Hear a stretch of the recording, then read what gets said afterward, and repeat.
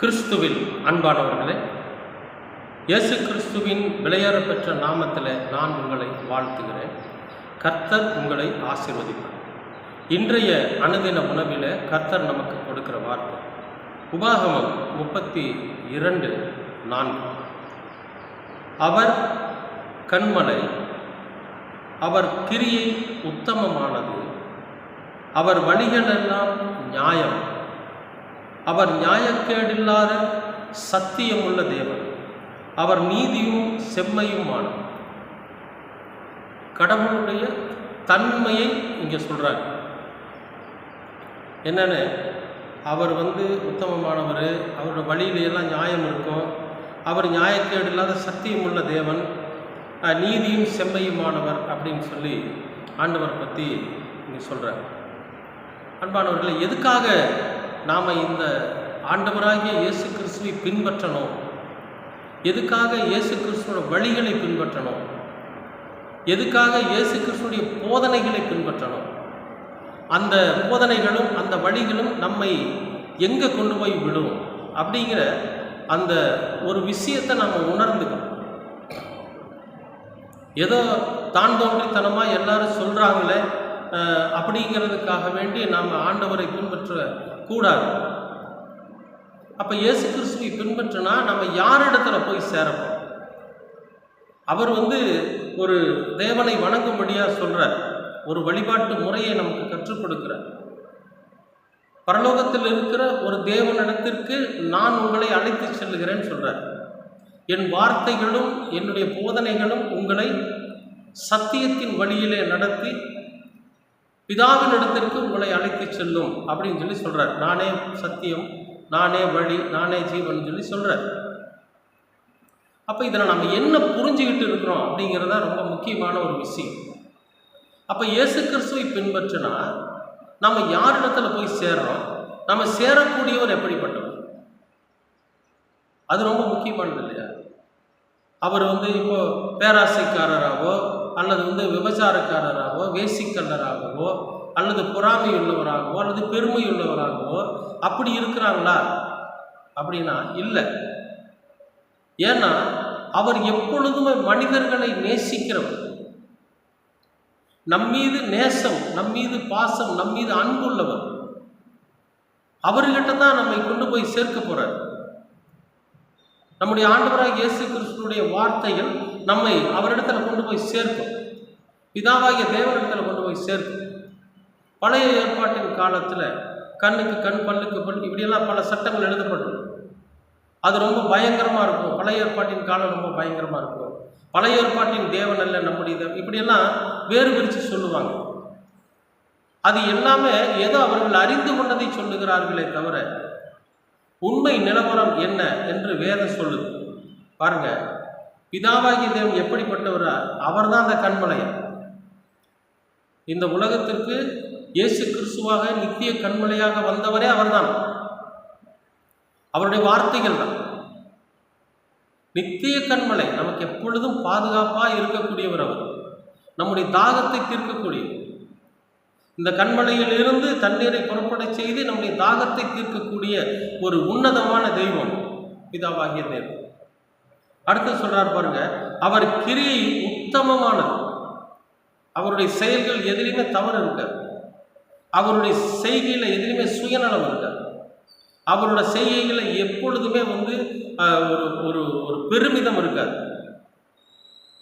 ஏன்னா அது ரொம்ப உத்தமமானது, உத்தமமான கடவுள்.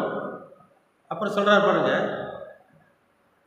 அவர் வழிகளில் எல்லாம் நியாயம். அவர் எந்த வழியை காட்டுறாரோ அந்த வழியில நியாயம், நியாயத்தின் வழியில் தான் நடப்பார். நம்மளை நியாயத்தின் வழியில் தான் நடக்க செய்வார். நம்முடைய தாகத்தை தீர்ப்பாரு, நமக்கு உத்தமமானவராக இருப்பாரு. நாம போகிற வழியில வருகிற வழியில எல்லாம் நியாயமான வழியில தான் நம்மை நடத்துவார். அநியாயத்தின் வழியில நம்மை நடத்த மாட்டார், அக்கிரமத்தின் பாதையில நம்மளை நடத்த மாட்டார். அப்படிப்பட்ட தேவனிடத்துல தான் நம்மை கொண்டு சேர்ப்பார்.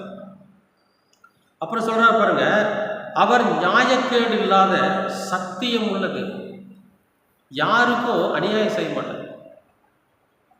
ஒருவன் தவறு செய்தால் கூட அவன் தவறை சுட்டி காட்டி அவன் மனம் திரும்பி அவன் நியாயத்தின் பாதையில் நடக்கணும்னு தான் அவர் விரும்புவார். ஏன்னா அவனுக்கு சத்தியத்தை போதிப்பார். சத்தியம் அப்படின்னா என்னன்னா உண்மையான வழி, நான் உத்தமமான வழி, அதாவது இந்த உலகத்தில் நன்மையானது எது அப்படிங்கிறத அவனுக்கு போதிப்பார். நியாயக்கேடு இல்லாத சத்தியம் உள்ளது. அவரோட சத்தியத்தில் பாரபட்சம் இருக்காது, அநியாயம் இருக்காது. அநியாயமாக இப்படி பண்ணிட்டீங்களே அப்படின்னு சொல்லுவாங்க இல்லையா, அந்த மாதிரி அநியாயம் இருக்காது, பழிவாங்குதல் இருக்காது. இதெல்லாம் எதுவும் இல்லாமல் நியாயமான முறையில் சத்தியத்தை போதிப்பார். அடுத்தது, அவர் நீதியும் செம்மையுமான, அநீதி இல்லை, அவர் நீதி செய்வார். நாம் செஞ்ச தவறை சுட்டி காட்டி அந்த தவறுக்குண்டான பலன் என்ன என்பதை நமக்கு காண்பிக்கும். அந்த விஷயத்தில் செம்மையானவராக இருப்பார், கரெக்டானவராக. அப்படிப்பட்ட தேவனிடத்துல தான் நம்மை கொண்டு போய் சேர்க்க போறார் நம்முடைய ஆண்டவராக இயேசு கிறிஸ்து. அன்பானவர்களே, சாதாரணமாக நம்ம நினைச்சிடக்கூடாது, ஏதோ கை தட்டுறோம், பாடுறோம், காணிக்க போடுறோம். இல்லை, கர்த்தருடைய சுவிசேஷம், ஆண்டவராய் இயேசு கிறிஸ்துவோட சுவிசேஷம், ஆண்டவராய் இயேசு கிறிஸ்துவனுடைய அவரே வழி, அந்த சத்தியம், இதெல்லாம் நம்மளை எங்கே கொண்டு போய் விடுதுன்னு பார்த்தீங்கன்னா, ஒரு மகா பரிசுத்தமான ஒரு இடத்துக்கு கொண்டு போய் விடும்.